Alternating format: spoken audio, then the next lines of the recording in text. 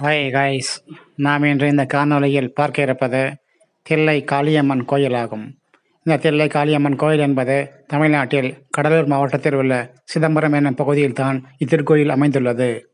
1229 முதல் 1278 ஆகிய இடைப்பட்ட இந்த காலாண்டு பகுதியில் தான் இந்த திருக்கோயில் கட்டப்பட்டது. அதுவும் சோழ மன்னரான கோப்பெருஞ்சோழரால் இத்திருக்கோயில் கட்டப்பட்டது. சிதம்பரத்தின் புறநகர் பகுதியில் தான் இத்திருக்கோயில் அமைந்துள்ளன.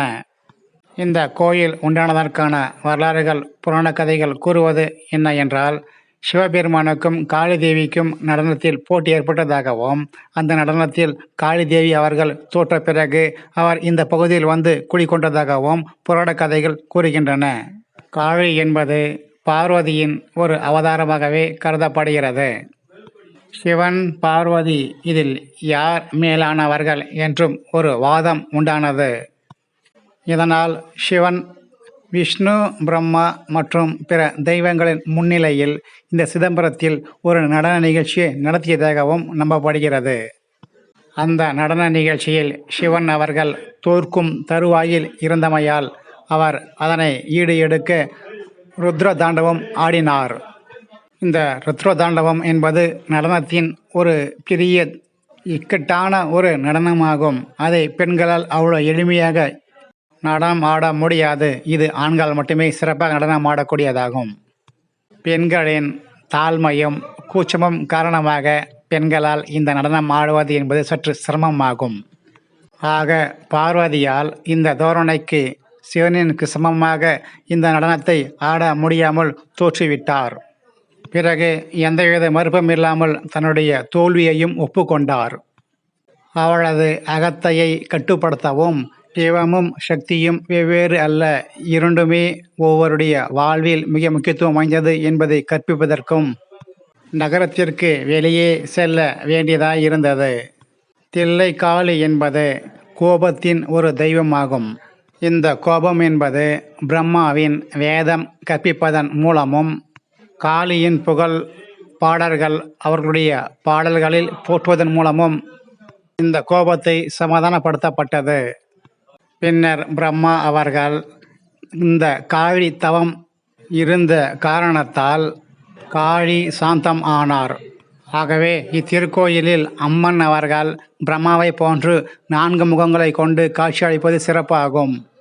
காளி அல்லது துர்கா வழிபாடு என்பது சக்தியின் வழிபாடு என்று மக்களால் நம்பிக்கையோடு இன்றும் வணங்கி வருகிறது. காலங்காலமான ஒரு நம்பிக்கையாகும். இது கிபி 7ஆம் நூற்றாண்டுக்கு முன்பு கவுடா பகுதி என்பது இந்தியாவின் வங்காள தேசமாகும். அந்த பகுதியில் இருந்து தமிழ்நாட்டிற்கு வந்ததாகவும் சொல்லப்படுகிறது. அந்த கவுடா பகுதியில் இருந்து தமிழ்நாட்டுக்கு நுழைந்த பிறகு தினமும் காளியின் கோயில்களில் பூஜை என்பது தாந்திரிக முறையில் நடைபெறுவது வழக்கமாகும்.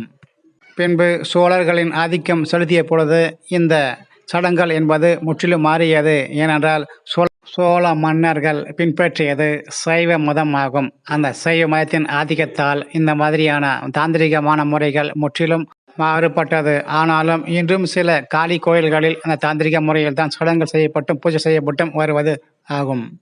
சோழர்களின் சைவ மதத்தில் செய்யப்படக்கூடிய சடங்குகள் பூஜைகள் என்பது ஆகம முறைப்படியே ஆகும். ஆக சோழர்கள் காலத்தில் சைவத்துக்கு முக்கியத்துவம் கொடுத்ததால் சிவனுக்கு முக்கிய பாத்திரமாக கருதப்பட்டு அம்பாளை துணை பாத்திரமாகவே கருதப்பட்டார்கள். எனவே உயர்ந்த கடவுளான சிவனை நடனத்திற்கு மன்னராக சித்தரிக்கப்பட்டார். மேலும் புராண கதைகளில் நடன போட்டிகளில் காளி தேவியை சிவபெருமான் அவர்கள் தோற்கடித்தார் என்றும் சொல்லப்படுகிறது. இத்திருக்கோயிலில் வைகாசி மாதம் நடைபெறக்கூடிய திருவிழா என்பது மிகவும் பிரசித்தி பெற்ற திருவிழாவாகும். இந்த திருவிழா சுமார் 13 நாட்கள் நடைபெற்று வருகிறது. ஒவ்வொரு நாளும் காலையில் எள்ளெண்ணெய், சந்தனப்பொடி மற்றும் குங்குமம் கொண்டு தெய்வத்திற்கு ஸ்நானம் செய்யப்படுகிறது. புனித மணிக்கட்டு பட்டை, அதாவது வைகாசி காப்பு தெய்வத்திற்கு கட்டப்படுகிறது. தெய்வம் ஒவ்வொரு நாளும் மாலையில் பூதாகி வாகனம், சூரிய பிரபை மற்றும் சந்திர பிரபை போன்ற வெவ்வேறு வாகனங்களில் ஊர்வலமாக எடுத்து செல்லப்படுகிறது. 9வது நாளில் ஊர்வலம் ஒரு தேரில் நடைபெறுகிறது. அடுத்து இறுதியாக உள்ள 4 நாட்களில் தீர்த்தவாரி உற்சவம், காப்பு களைதல், மஞ்சள் நீராட்டு, முத்து பல்லக்கு உற்சவம் மற்றும் தெப்ப உற்சவம் நடக்கிறது. வைகாசி பெருவிழா திரு ஊஞ்சல் விழா என்று முடிவடைகிறது. பை மோட் இது ஆன்லைனில் பொருட்களை வாங்கும் ஒரு ஆப் ஆகும். இந்த ஆப்பை பயன்படுத்தி தங்களுடைய வீடுகளுக்கு வேண்டிய மளிகை பொருட்களை ஆர்டர் செய்து பெற்றுக்கொள்ளலாம். மேலும் இந்த சேனலுக்கு நீங்கள் புதிய நபராக இருந்தால் இந்த சேனலை சப்ஸ்கிரைப் பண்ணுங்கள், லைக், ஷேர் மற்றும் கமெண்ட்ஸ் பண்ணுங்கள். இந்த காணொலியை கண்ட அனைவருக்கும் நன்றிகள் கோடி.